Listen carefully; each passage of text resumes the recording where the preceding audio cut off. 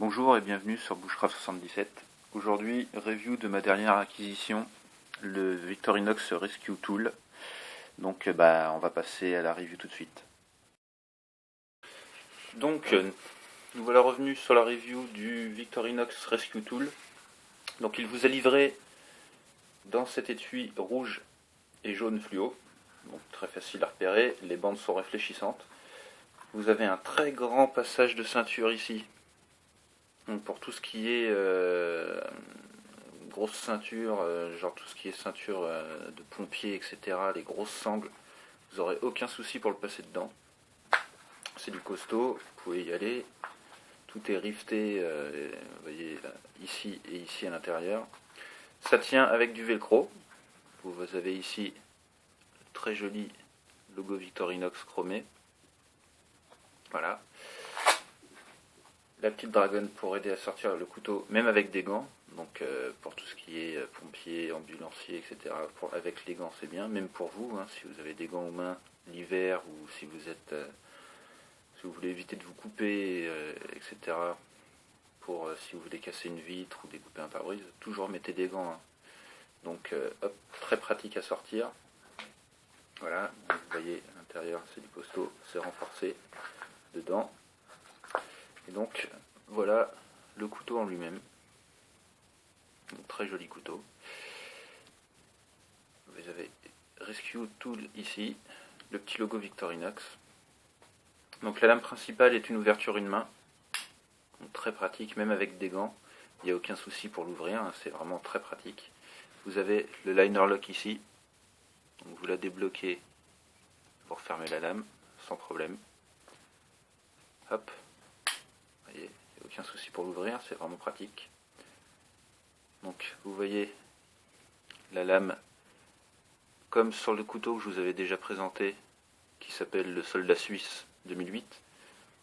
Vous avez une partie lisse ici et une partie serration sur les 2/3 on va dire de la lame. Donc tranchant rasoir, hein, comme à l'accoutumée chez Victorinox, ça coupe super bien. Je vous ferai un petit test tout à l'heure.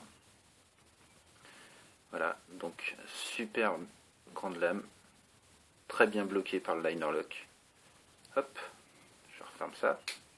Ici, vous avez un tournevis plat décapsuleur avec le dénudeur de fil juste en dessous ici. Alors lui, il est également avec un liner lock, vous voyez. Pareil que sur le Soldat Suisse. Donc il se bloque très bien. Il a été étudié même par les pompiers pour s'en servir de levier. Par exemple, vous voyez, il est un petit peu biseauté. Donc vous pouvez vous en servir comme d'un levier pour soulever éventuellement le pare-brise quand vous avez découpé le tour. Voilà. Je vais vous montrer avec quoi vous pouvez découper un pare-brise. Vous pouvez déjà essayer, il faut le débloquer ici pour le refermer.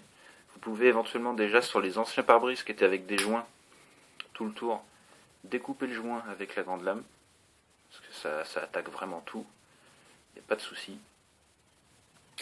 Et une fois que le joint est enlevé, vous pouvez le soulever avec le gros tournevis plat qui vous servira donc de levier, comme je vous l'ai dit, comme il se bloque avec le liner lock. Le liner lock, pardon, excusez-moi. Donc ici, vous avez une lame coupe-ceinture. Donc ça coupe les ceintures de sécurité sans aucun souci. Ça coupe également les vêtements. Donc s'il y a quelqu'un que vous pouvez aller aider et qui a une plaie, vous avez besoin de découper ses vêtements, ça c'est top. C'est même mieux que certaines marques de ciseaux soi-disant faits pour ça. Voilà, donc pareil, un tranchant rasoir. Je vous ferai une démonstration juste derrière. Et ici, vous avez la lame pour découper le pare-brise. Donc c'est pour les pare-brises feuilletés. Donc c'est cette espèce de matière, quand vous tapez dedans, en fait, vous voyez, ça, il y a une espèce de film plastique, ça garde le verre à l'intérieur. Voilà, c'est comme dans les trains, etc. Là, le nom m'échappe. Donc voilà, vous pouvez découper votre pare-brise avec ça, sans aucun souci. Il faut bien tirer. Vous mettez comme ça, vous dans un trou que vous aurez fait au préalable dans le pare-brise, bien à 90 degrés, et vous tirez. Voilà. Alors Victorinox assure qu'on peut faire au moins entre 10 et 20 cm de découpe de verre à chaque fois, si on s'y prend bien. Donc malheureusement, j'ai pas de pare-brise à péter là pour vous faire une démonstration, mais je vous mettrai le lien d'une petite vidéo de Victorinox sur ce couteau, et vous verrez que c'est vraiment très efficace. Et vous avez ici ce qui vous permet justement de casser une vitre ou de faire des trous dans le pare-brise pour y insérer la lame qui coupe le verre. Voilà, donc celle-ci. Donc vous voyez ici, vous avez une tête diamant. Je ne sais pas si on la voit bien. Enfin, elle n'est pas en diamant, hein, c'est-à-dire c'est la forme de sa tête qui est comme ça, on dirait une espèce de prisme à 4 faces. Voilà. Il est interchangeable, donc si un jour vous le cassez ou s'il est tordu, etc., vous prenez une pince, vous pouvez le tirer et le remplacer. Victorinox vend des pièces de remplacement, ainsi que pour la lame coupe verre, quand coupe pare-brise. Parce que bon, a priori, ça peut s'user, bon, je dirais pas au premier pare-brise, mais elle peut s'user.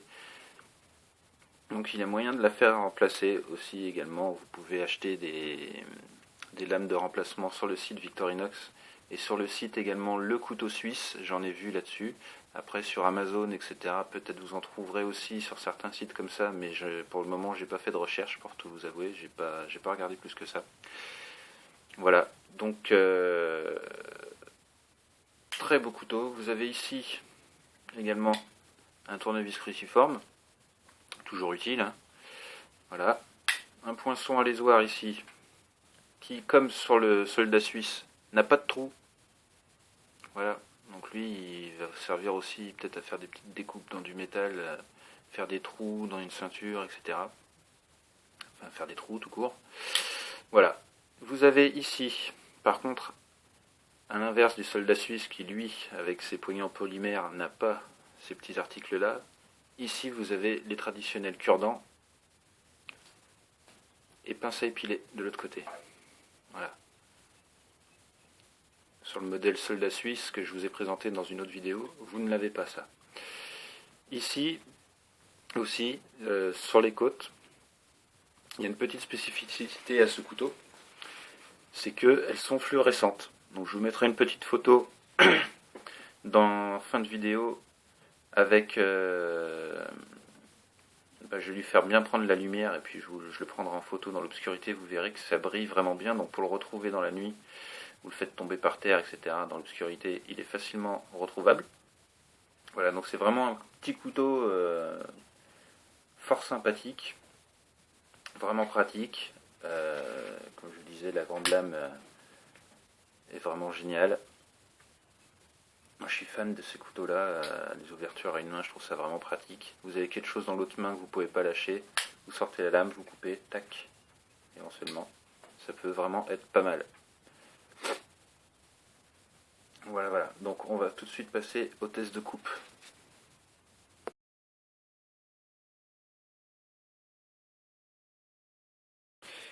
Donc nous allons tester le tranchant des lames. Tout de suite, la lame principale, la partie lisse. Voilà, comme chez Victorinox, hein, comme d'habitude. Ça coupe très très bien. La partie serration, qui coupe très bien aussi. Hein, tranchant rasoir. Il est en sortie de boîte, hein, je l'ai reçu tout à l'heure. Je ne l'ai pas affûté, rien du tout. Hein. Donc il est vraiment très très très bien affûté en sortie de boîte. Je vais vous tester aussi le coupe-ceinture. Le coupe-ceinture, il est du même acabit. Voilà, très tranchant. Alors imaginez s'il fait ça sur du papier, imaginez ce qu'il peut faire sur le reste. Donc sur tout ce qui est ceinture, vêtements, etc. C'est la même chose, il coupe super bien. C'est vraiment très très très très très efficace. Voilà, donc je ne peux pas vous montrer comment fonctionne la lame coupe pare-brise, malheureusement, mais je vous garantis que c'est très efficace, il n'y a pas de souci. Donc voilà, c'est un couteau qui fait partie de la gamme des bloquants, donc hein, vous vous en doutez, avec les liner lock, etc.